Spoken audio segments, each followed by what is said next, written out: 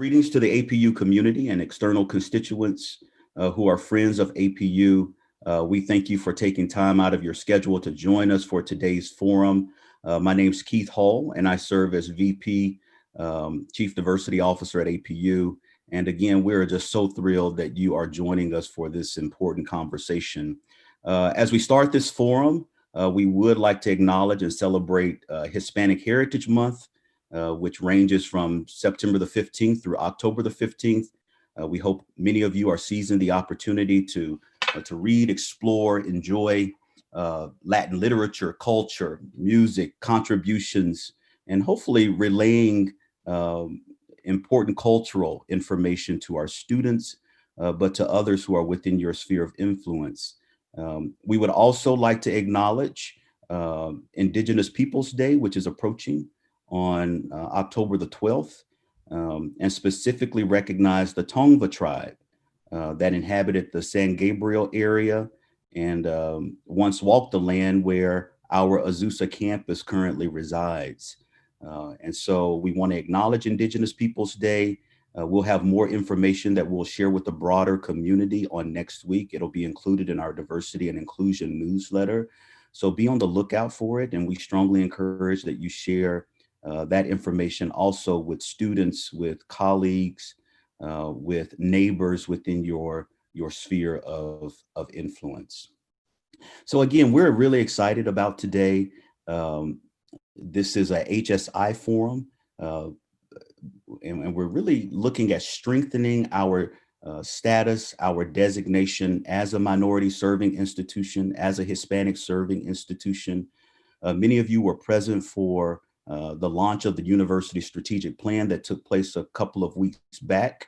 And you probably noticed in Grand Initiative 1, APU's desire to become a model Christian university, that one strategic priority included was an emphasis on expanding and developing our status as a Hispanic serving institution.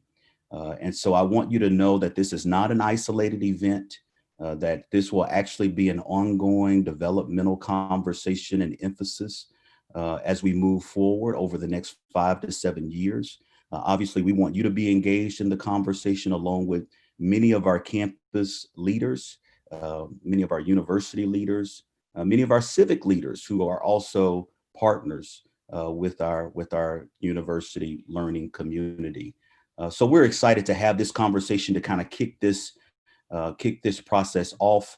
We have a remarkable panel of thought leaders, practitioners, who will help us develop a deeper understanding of what it means to be a HSI and really help us to start co-creating like this shared vision of what we can be or become as an HSI, not just compositionally, but operationally.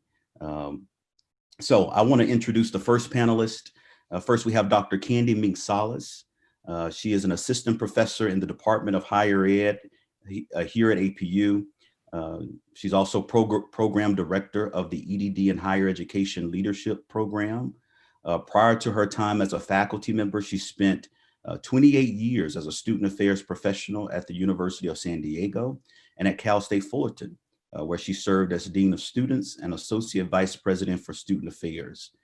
Dr. Salas received her PhD in Higher Education, Student Affairs from Claremont, her master's degree in counseling and human development from Minnesota State University, and her bachelor's degree in English and women's studies from UCLA. Listen, we are so thrilled to have Dr. Candy Mink-Salas on the panel. Good to see you, Candy. Good to see you, Keith. I'm thrilled to be here. Thank you. Next, we have Dr. Marla Franco. Dr. Franco serves as the Assistant Vice Provost for Hispanic Serving Institution Initiatives at the University of Arizona. She's also a proud alum of APU, where she earned her doctorate in higher ed leadership. In 2018, she led efforts that resulted in U of A becoming the first four-year public university in the state of Arizona to be federally recognized as an HSI.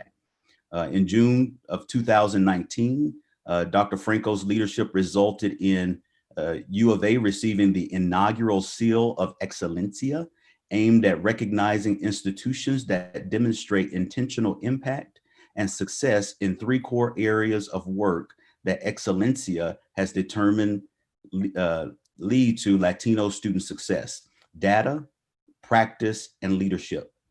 She also is co-founder of the STEM and HSI Working Group and co-author of Transforming STEM Education at HSIs in the United States, a consensus report, along with other HSI related publications.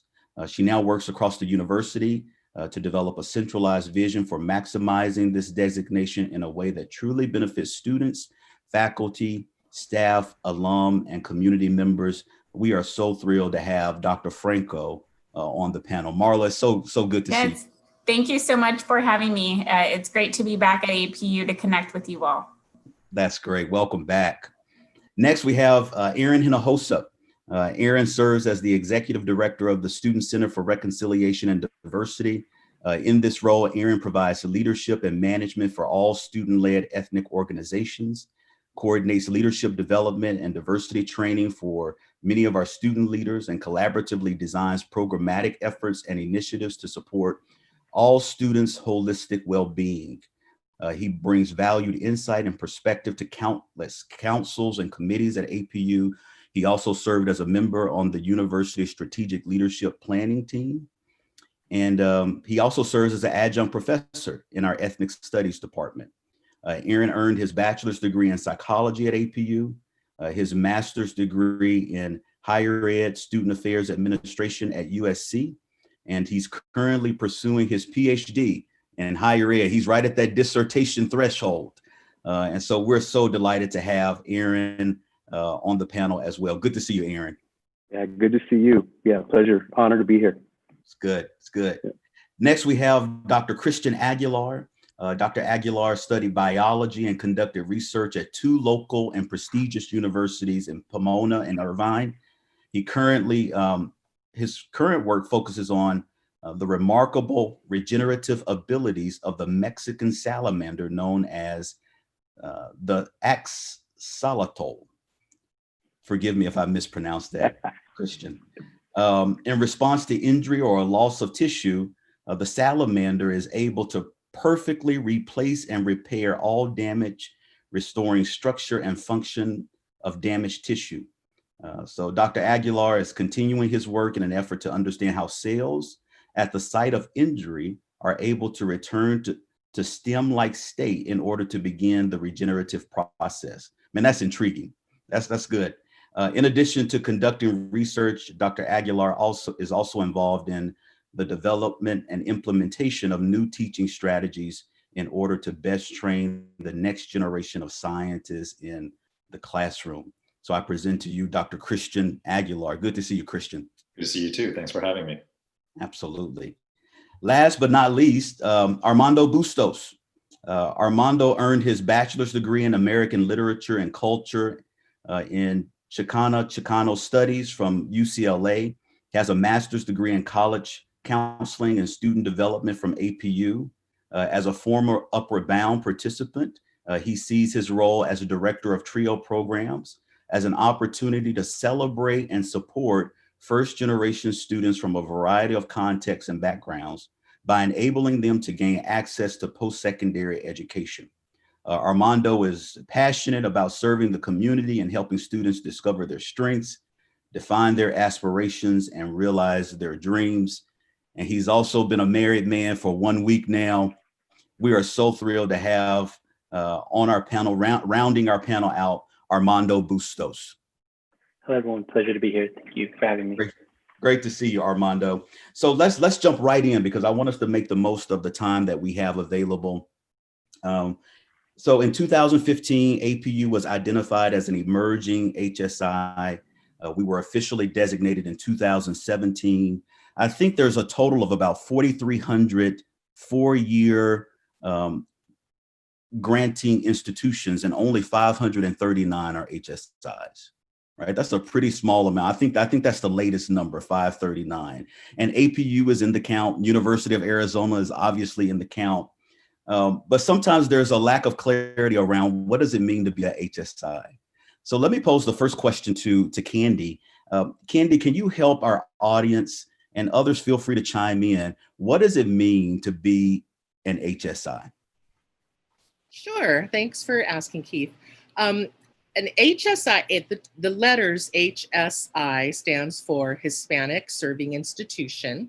And the term itself is most commonly used because it's a federal designation for a campus that has a minimum of 25% of its student body coming from Latino, Latina, Latinx, Hispanic, and there's a lot of different terms for the various communities from that cultural background. There are forms that you have to fill out as a campus to request the HSI designation from the federal government. And there's some other information and formulas. Some of it has to do with Pell Grant eligibility of your student body. It looks at some formulas related to undergraduates and graduates. And so I won't go into all of those details. The details are on the Department of Education, the federal department's website, if you wanted to learn more. But it's commonly used by the federal government to designate a campus that is serving the Latino and Latina community. You do have to apply for the designation and get sort of certified each year. Mm-hmm. And one of the benefits of the certification is that every so often the federal government puts out a call for proposals for funding in a variety of categories that are only available to HSIs. And these are commonly multi-million-dollar federal grants over a 5-year period. And so this is one of the benefits that is accrued to us. Lastly, I'll just say that a central conversation in the higher education community is what we're going to be talking about today. Is the HSI designation just simply a means to get grant money to help pay for things on your campus? Or should the HSI designation really mean that you're truly serving, in all senses of the word, the Latinx community that you have enrolled? That's good. That's good. Some of you may have other thoughts that you wanted to share. Marla, it seems like you were. I think that's a really great jumping off point, Candy. I mean, I think that there certainly are some technical perspectives to the designation to understand. But I think, where I think we're excited most about going both in the conversation, but also really about seeing it manifest in practice on our respective campuses. And this is the exciting work that I get to lead at the University of Arizona. Is really, how do you take a federal designation and how do you go from simply enrolling students to actually serving them exceptionally well?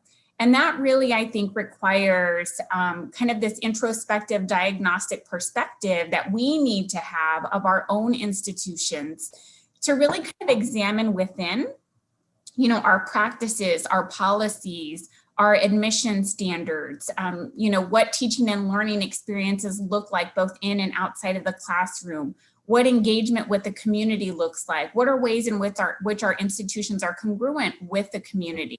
And so examining kind of a whole host of factors that make up an ecosystem within our institutions that are positioned and modeled in practice in a way that is truly designed to meet and serve the needs of Hispanic students as well as other students from diverse populations. And how are we centering that in our thinking, in our strategy? How does it show up in the mission and values of our institutions? But I think more importantly, how does it show up in practice? Yeah.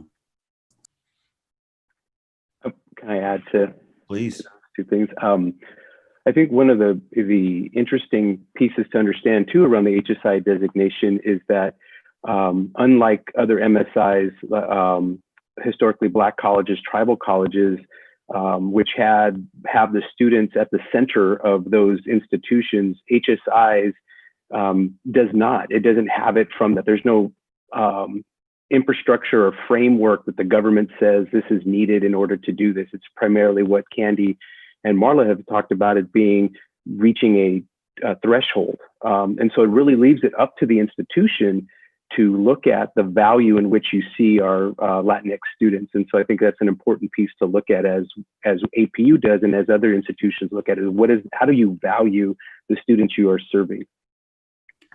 That's so good. So I think what I'm hearing, there's definitely a conceptual piece that's tied to HSI, but what I'm also hearing from Candy, your remarks, Marla, what you just shared, Aaron, what you added, there's also this practical piece.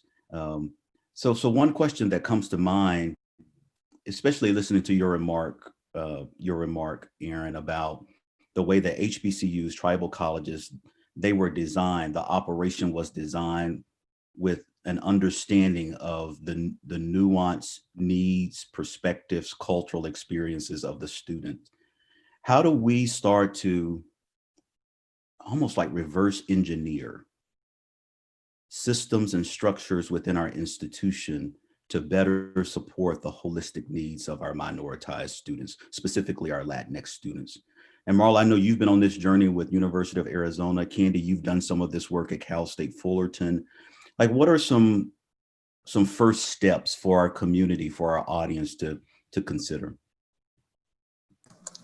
Yeah, I think just a few, just to share a little bit about how we first started our journey. And this was kind of the start of the journey once the designation came to be, is that it was really important from the get-go. And I think, for any university at any stage in the process, they can actively kind of come to a place of introspection to, have that commitment to do more and to get creative about ways that they really bring it to life.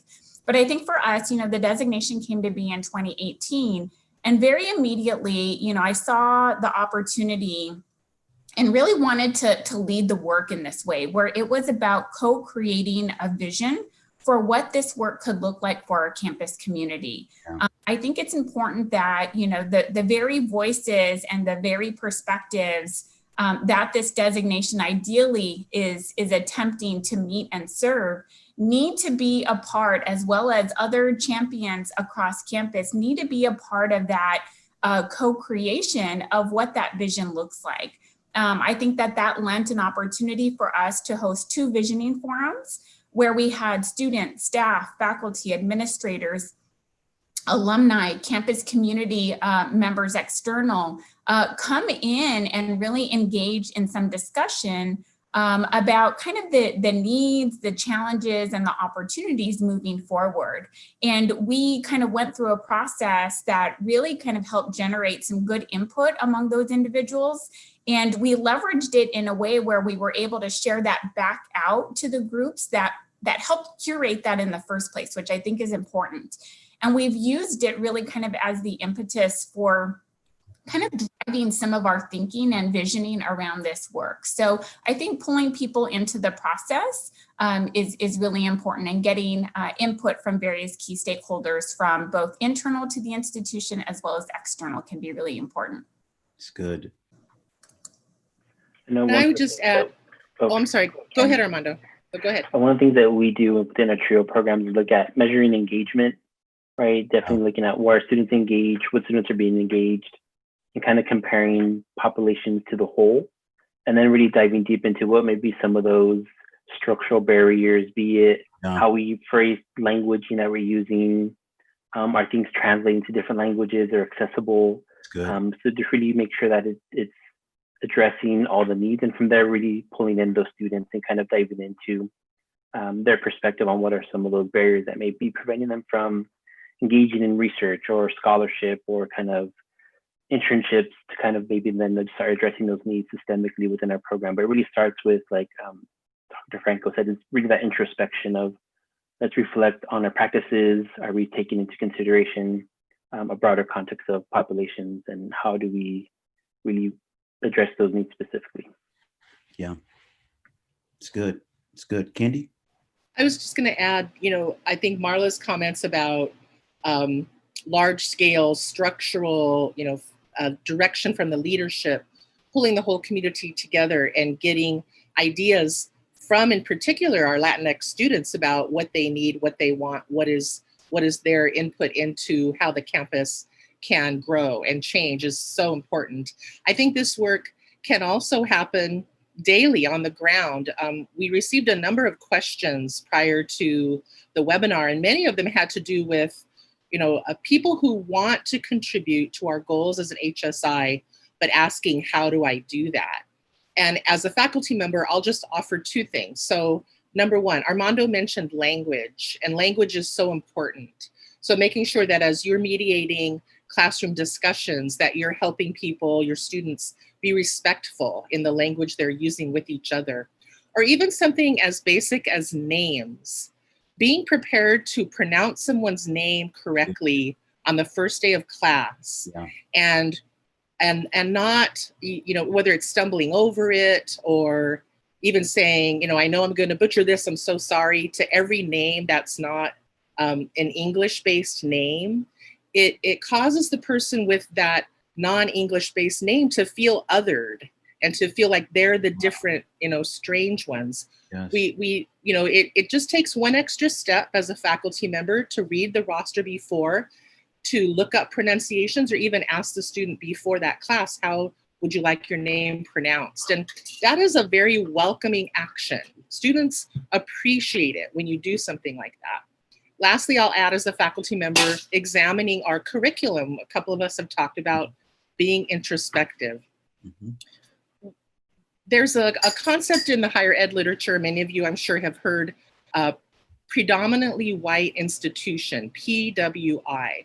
So as juxtaposed to a tribal college or an HBCU, most of the institutions in the US are predominantly white institutions, meaning that they were created with a white audience in mind. That is who the students were that came to the campus. That is the historical reality. I think sometimes, and I identify as a white person, sometimes I think in our whiteness, we can feel, oh my gosh, attacked, or you're telling me I'm not doing this right. Let's just kind of accept that this is the reality of our country and how higher ed has played out. APU is a PWI. APU is a predominantly white institution. It was created primarily for a white audience, and historically has been, until fairly recently, a predominantly white serving institution. And so what we want to do now is make sure that we're welcoming and embracing other cultures, other ethnicities. And one of the ways as faculty that we do that in the classroom is making sure that our curriculum, our readings, our assignments are rooted not just in a white perspective or white authors or white researchers, but embracing researchers and authors from all cultures, ways of thinking from all cultures. And, when I was in college back when, this was just starting, and what would happen is we would have, 16 weeks of class, and the week 16 was the authors of color, the other readings. And that's not what I'm talking about. Yeah. I'm talking about centering all cultures in the conversation and providing space for students to see themselves across that material. That's great. That's great, Candy. Thank you for sharing that. Christian, I didn't know if you wanted to chime in a bit, because I know you've been very innovative in finding ways to amplify inclusive practice, even within your classroom. So would love to glean from you as well. Definitely. I think, and I would love to just kind of echo a lot of what Candy was saying here, that it is about kind of having that cultural awareness, being inclusive and understanding their culture. So I have a little bit of a benefit that I do come from that background as well. So when I kind of come into the classroom, I do look for ways that I can incorporate that culture. Some of it is that kind of welcoming of bringing someone in and kind of also highlighting Hispanic scientists, people of color that have been involved in major scientific discoveries, and kind of just showing that, the face of science, obviously, again, speaking from science, just because that's my particular field, but showing that the face of science is very diverse. Now, what's interesting is there's actually a lot of literature on what are some great practices in the classroom to help encourage students from Hispanic backgrounds to be more integrated and more successful overall. But a lot of these strategies are also beneficial to the rest of the community as well. They don't only benefit Hispanic students, they really do benefit kind of everybody. So in our classrooms, in the Department of Biology and Chemistry, we're really trying to make a push to develop a lot more project-based learning. There's a lot of evidence to show that our cultures, our students from our cultures that haven't necessarily been in college before, their parents may not have been in college before, a lot of intersection with first gen. So when they're here, they end up connecting a lot more when they're given that opportunity to be involved in projects specifically, as opposed to more of the traditional kind of lecture format of a classroom. Also trying to create a lot more service learning opportunities as well, ways for us to take our students out into the community, the neighboring area, and then use the information and the knowledge they're gaining in their classroom, but then apply it and benefit someone else's lives. Those types of practices, from an educational perspective, end up allowing these students to persist a lot more. And then there's the feedback component too. So there's also studies that show that, as a faculty member, I have to assign grades, and they take exams, and sometimes we do very well, sometimes there's some improvement, right? And when a student receives a grade that maybe isn't what they hoped to see, students that come from traditionally white backgrounds are able to kind of actually overcome that really easily, at least what the studies show. Whereas students from backgrounds of color, Hispanic backgrounds, they see that as a sign of, I don't belong here. And it oftentimes points them in the direction of, maybe I need to go somewhere else now. So a lot of it is even just kind of being intentional of saying, when I have to assign these grades, I want to make sure I'm reaching out to these students. And it's not just a mark that they see and then we move on. It's now, let me engage you and let me show you why you still belong here. And now let's actually work together to bring you to where we both want you to be. So a lot of those kinds of practices that we can in the classroom. That's really good. Thank you for sharing that, Christian. So a common stream that comes up quite often in higher ed literature is the emphasis on sense of belonging. And I've heard that in some of the remarks on this call. And that's obviously applicable to the classroom, but also the co-curricular.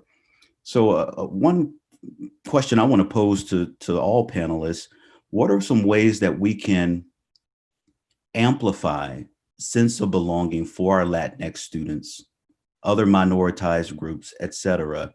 Lori Schreiner's done a lot of research on the thriving student and students who tend to get the most out of the collegiate experience are students who feel that sense of belonging. They thrive academically, socially, civically.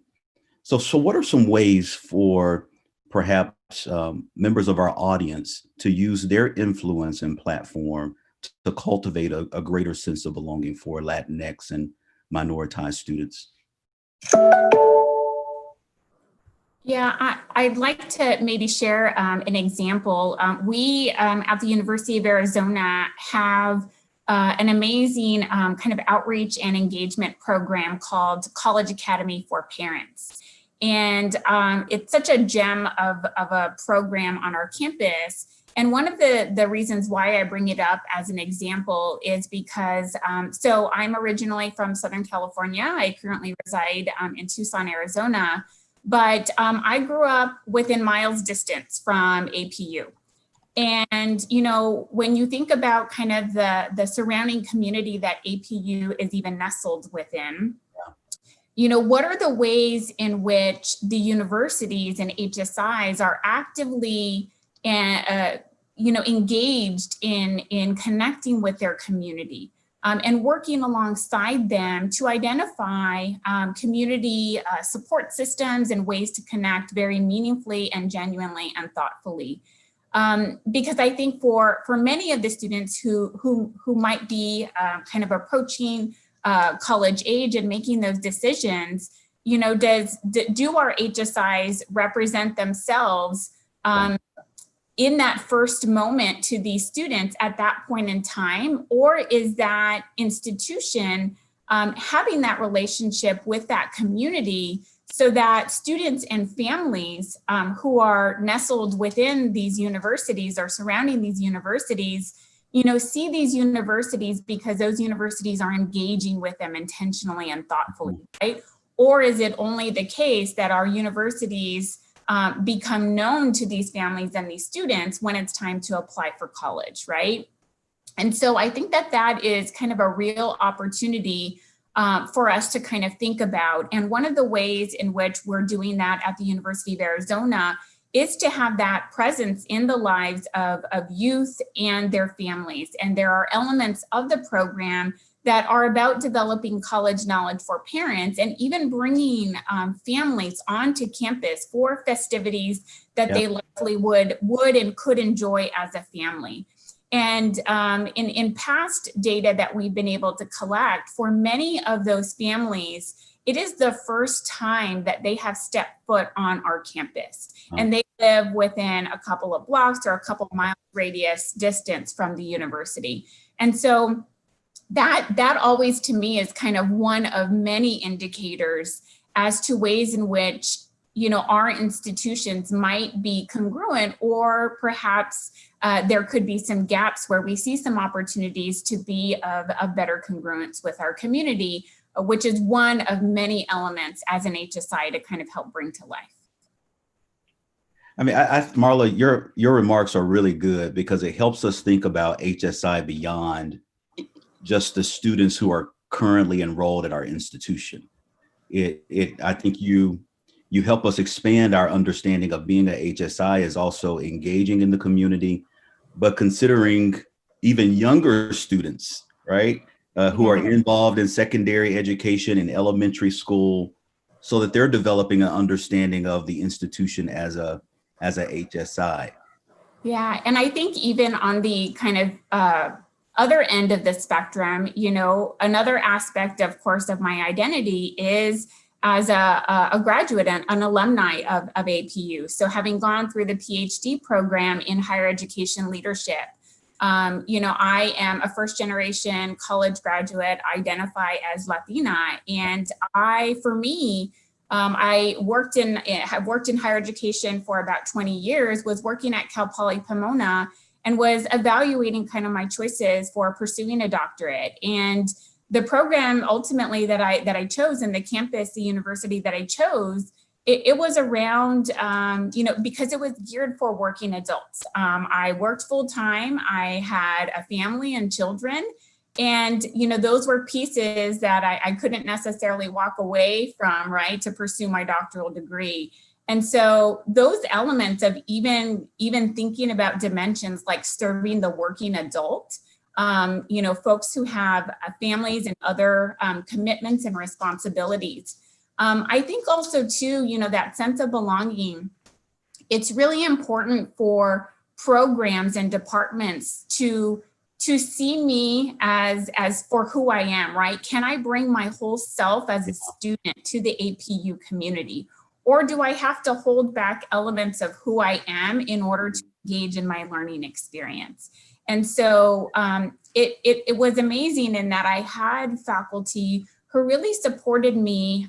You know, Dr. Kim was amazing. I mean, everything that I know about being a researcher, you know, I learned from her. It's about equity-minded faculty being able to also like take you under their wing at times and say, look, I'm going to show you the ropes. I know that you've never done this before. And I know that you don't necessarily have people who've walked this path before you, but I'm going to show you the way. And so I think having champions and advocates and folks in your corner who are willing to do that are also central core tenets to what the practice looks like at HSIs. It's great. So being an HSI, we have to consider obviously our current students, but also students in the community, their families, also consider graduate students, and I would even say alum as well. But on the front end, Armando, I know you provide leadership for our TRIO Upward Bound program, and it signifies like a meaningful relationship between APU and Azusa High School.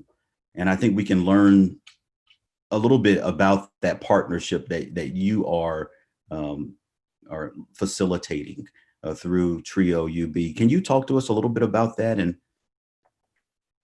Yeah, and the interesting thing about TRIO programs, in particular TRIO Upward Bound, is we're at the intersection of high school to post-secondary education, which is a really interesting position to be in, where I have feet in both kind of K through 12 education and higher education. And just like Dr. Franco, we work intentionally with our parents, kind of looking at how decision making is made within that community, within our students, predominantly first generation and Latinx community. So really focusing on creating this holistic kind of support system, and really partnering within the schools, the counselors, to really be that access point for information. In my work with TRIO for over the years, one of the things I've really noticed is helping bridge that gap is that there has to be this level of trust within student to whoever they're going for that support.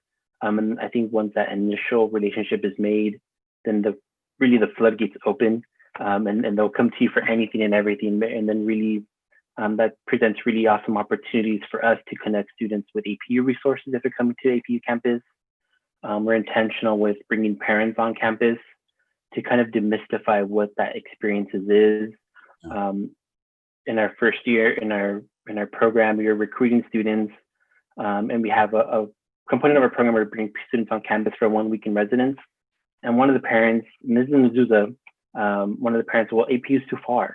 I can't let my daughter go to APU for that 1 week. So really taking that intentional time to address the entire family kind of as a unit in terms of demystifying, right? And everything of college students, right? Once they hear they're full-fledged adults, but they still have families and that part. And so really kind of taking the time to work with everybody, but really addressing and really giving opportunities for students to really value their stories and who they are, and really equipping them to share that in an academic setting. I think is something that we try to do, because I think that's something that we know will help them create that sense of belonging that they have on campus. It's good. Dr. Hall, can I add something? Please do. Yeah. So even as the students, they transition from when they get to APU and then they're here, right? It's even that mind shift and transformational change that takes place from moving from this welcoming idea to a belonging idea. And I think as an institution, the idea of welcoming really means you're welcome here for a certain amount of time, and then you got to go home, right? It's like, people come into your house, you're there for a little while, but at some point you've got to leave. And so I think students, that idea of belonging, that they see themselves in APU, right? They're part of the fabric and not a window dressing to the university. And even as we talk about HSI and how students are served, students are at the heart of even the movement, right? When you look at ethnic studies in higher ed and coming out of the 60s and even movements for having affinity groups on campus, I mean, students drive a lot of that. They look around and see what is not on campus that represents me or allows me to feel like this is my home. And even at APU, the core of my office started from students back in 1994 saying, I don't see representation here. I don't see faculty. I don't see it in the curriculum. I don't see groups supporting me. And then that started right through student affairs. And then now, we have a LASA, right? Latin American Student Association on campus.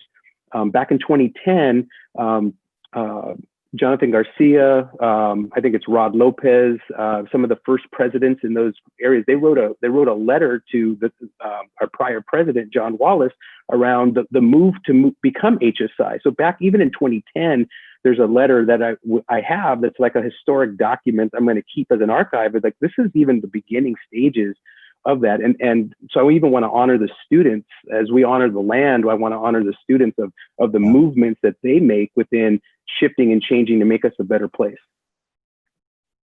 It's good. And if I could jump in, circling back to our recruitment of students, connecting with the community, students feeling a sense of place on campus, I'd like to turn for a minute to issues of faith. I mean, our Christian faith and our Christian identity is so central to us here at APU as a community of believers in Christ. And, sometimes I sit and think, well, how does that set of values and beliefs and what our core is connect to our role as an HSI or the Latino community? So one of the, and I'm not familiar with the day-to-day activities of our outreach department, but I wonder sometimes, are we reaching out into Spanish language Christian churches, evangelical Christian churches? To me, that just seems like such a natural place to recruit students. And again, if we, a Spanish language church, typically the parents of those students would primarily be speaking Spanish in the home. So as Armando pointed out, it would be really important for us to have materials and websites and parent orientation programs in Spanish. That would be something that I think would be a powerful tool in reaching out to the Latino community. Another issue that I wonder about has to do with the fact that many of our Latino students are either Catholic or were raised in the Catholic tradition. Mm-hmm. And while there are some differences clearly between the Wesleyan tradition, the evangelical tradition, and the Catholic tradition, those faiths are rooted in the belief in Jesus Christ and following Christ on a daily path. And I wonder how we are connecting with our students who would identify as Catholic as they come into the campus. Do they feel like they don't belong from a faith perspective, that they're having to put on a religious cloak that doesn't really fit them? How could we serve them while still maintaining a fealty to our roots as a Wesleyan tradition, a faith community? So these are questions I ask, and I wonder, how can we grapple with these? It's good. It's really good. So I tell you, I wish we had literally a whole day for this conversation. The time is moving too quickly. I would like for us to transition a bit, and I would love to hear from each of you.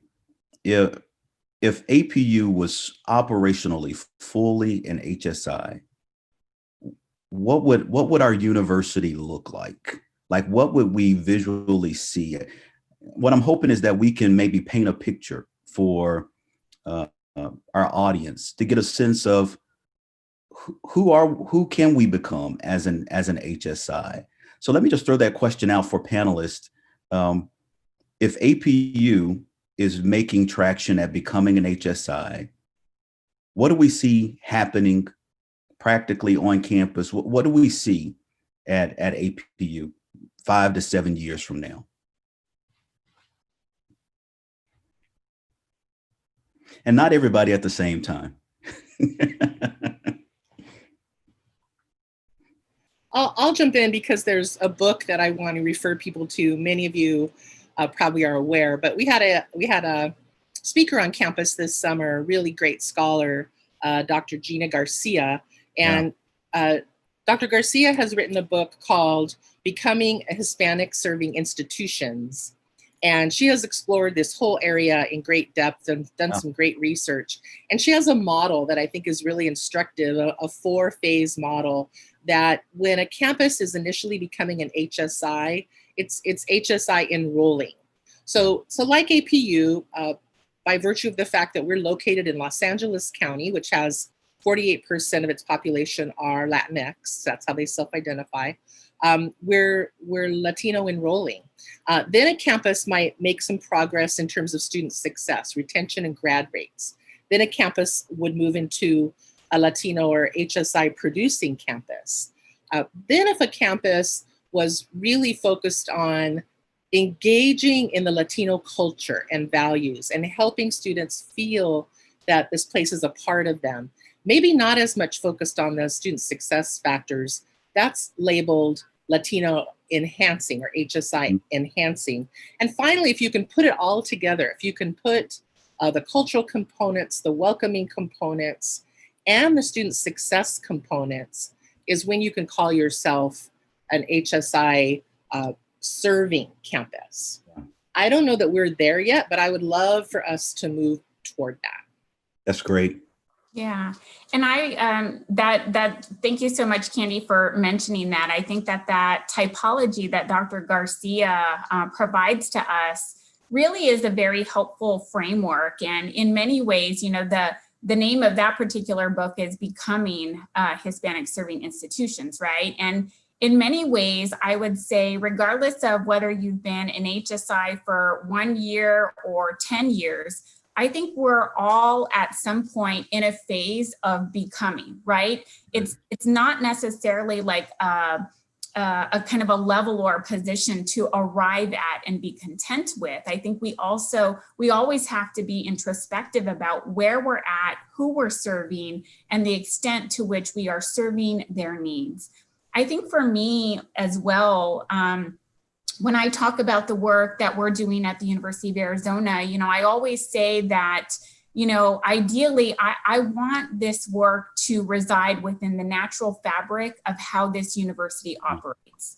So I think that's one of the other very distinguishing elements for me personally in how I craft and carry out the vision at my institution. You know, I always am very thoughtful in how we're designing and strategizing around this work, because I said, you know, diversity, inclusion, and equity and HSI related work cannot reside within the margins or at the periphery of the institution. That's right. It has to be embedded within the natural fabric of the university, and that should inform kind of how this work starts to take shape, where it resides, who's connected to it.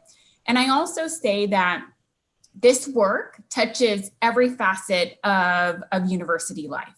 Everything from community engagement, K-12 partnerships, relationships with community colleges, how we onboard and transition students to our institutions, learning experiences and how they're crafted and designed both within and outside of the classroom, how we engage students in meaningfully educational opportunities, ways in which we engage families, alumni, legislators, and everything in between. So I think that's also a very signature aspect of what this work can look like is it embedded within the natural fabric of how the university operates? And is there a plan, and do people understand how it touches their own respective work and their role in being an ambassador to the designation, and how that feels and looks like to the campus community on a daily basis? It's good. It's good.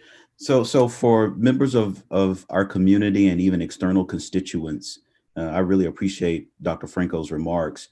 Please go to apu.edu/renewal, and you can access our university strategic plan.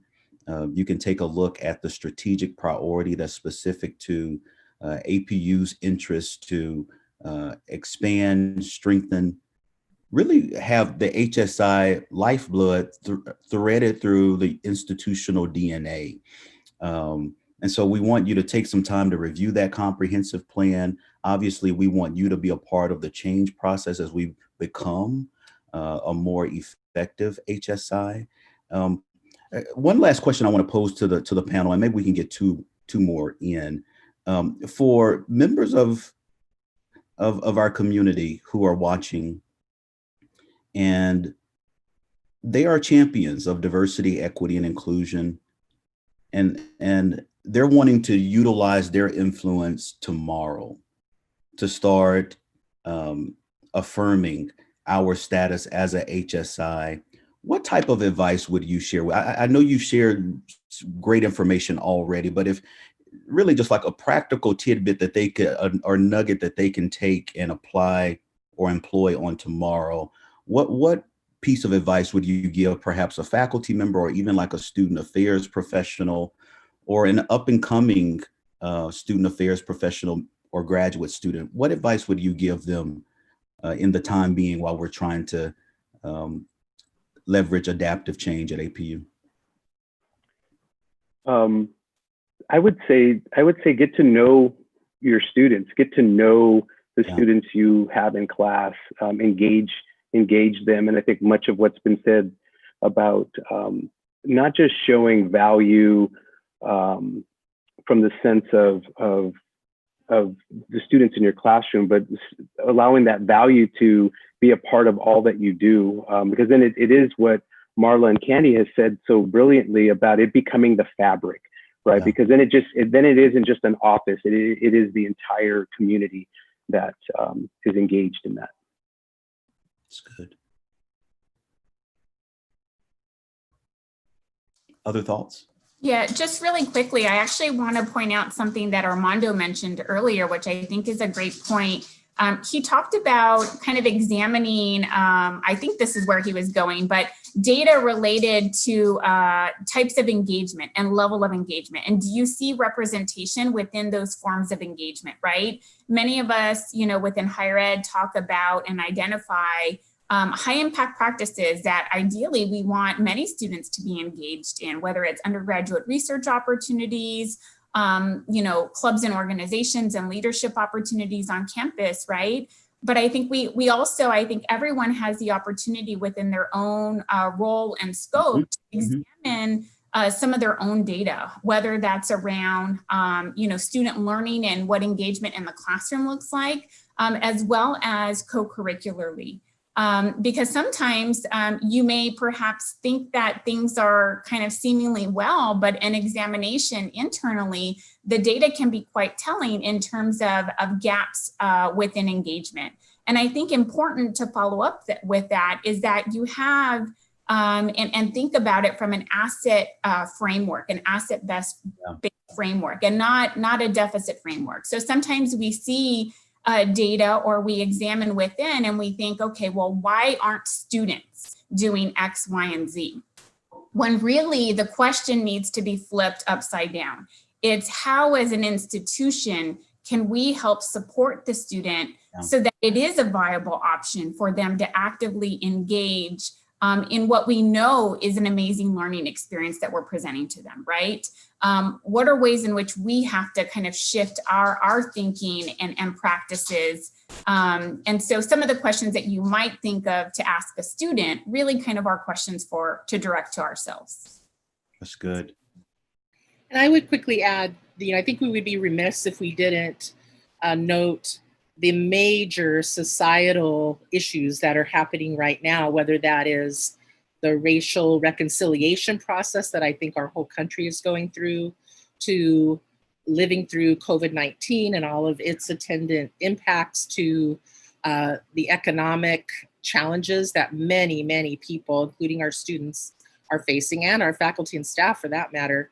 And so as Erin said, as you talk, really try to make space in your classes. I know it's hard on Zoom. I'm engaged in the same practice in your offices with your programs and the co-curriculum. Make space for students to share their stories with you and really listen. And this is all students, really listen and really work hard to learn.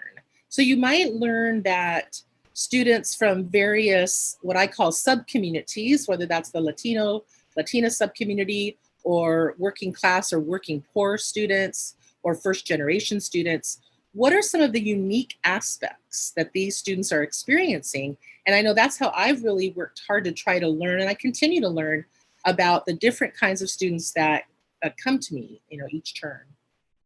It's good. It's good. So the last question, the last question that I'll pose to the panel, all of you are very well versed.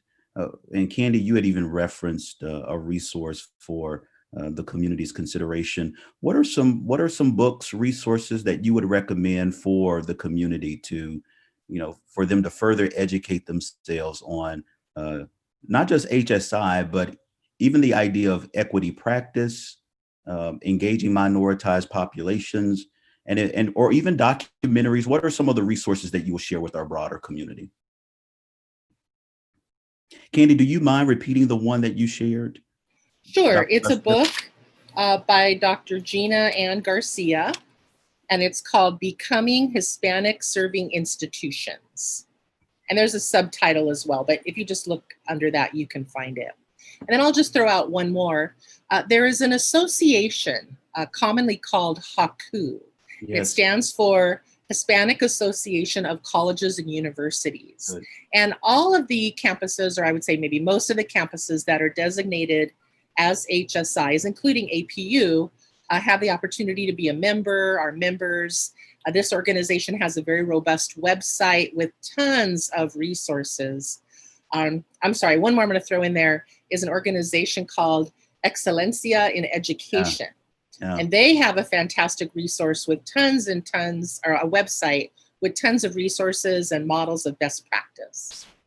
It's good. Yeah, I would also encourage that there are many discipline-specific resources as well. Many of your national professional organizations might have special interest groups or affinity groups that put out their own set of resources that are major assets and have a very specific connection to your discipline. I think as a follow-up, so after Gina Garcia wrote Becoming HSIs, her follow-up, which I think is great, is Hispanic Serving Institutions in Practice, and defining servingness at HSIs. And so one of the great things is that there's many contributors to the chapters, and it really gives a great glimpse in so many different nuanced ways of what this work looks like in practice. I would also encourage another professional organization, the Alliance for Hispanic Serving Institution Educators, is definitely folks, on the ground who are leading this work, championing this work. For many of those folks, they do have grant funded work that they're leading. And it's a great opportunity to kind of even look ahead to see what that work is looking like at HSIs and respective campuses across the nation. That's great. That's great. I add a few more. Sure. So so when we are back in person at some point, our office can serve as a resource for those that need books, but I do recommend you buy your own, but if you don't, so there's Latinx in higher education. There is Hispanic Serving Institution in higher education, the origins, present, and future challenges, understanding the Latinx experience. There's a number of them, but yes, I'm currently reading, which Marla didn't mention, she's an author in chapter 9, I believe, on there as well. So, but this is an amazing book. I'm digging into this one right now as well. So there's a lot of really good information out there. And then a lot that's specifically to STEM as well. I know for Christian, the need for people of color within the STEM fields as well. So there's really good research out there, great articles as well. It's good. That's good. Well, on behalf of the Office of Diversity and Inclusion, obviously our president, President Ferguson, and our cabinet, I want to thank all the panelists for being gracious with your time, sharing your expertise with our community and partners of our community. This has been a really fruitful conversation. So thank you so much for your generosity. It's been a joy to converse with you. To the audience, thank you so much for taking time out to join us for this important conversation.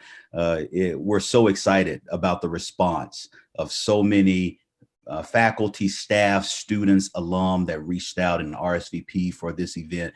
That shares with us you have a real interest in helping us develop and become an authentic, effective HSI at APU. So some of the resources that were shared, please know we will develop a list, and that will be in the newsletter that will be sent out on next week. So be on the lookout. If you didn't get all the authors, no worries. We'll make sure that we make that list available to you. We also want you to be aware of the fact that we recorded this forum.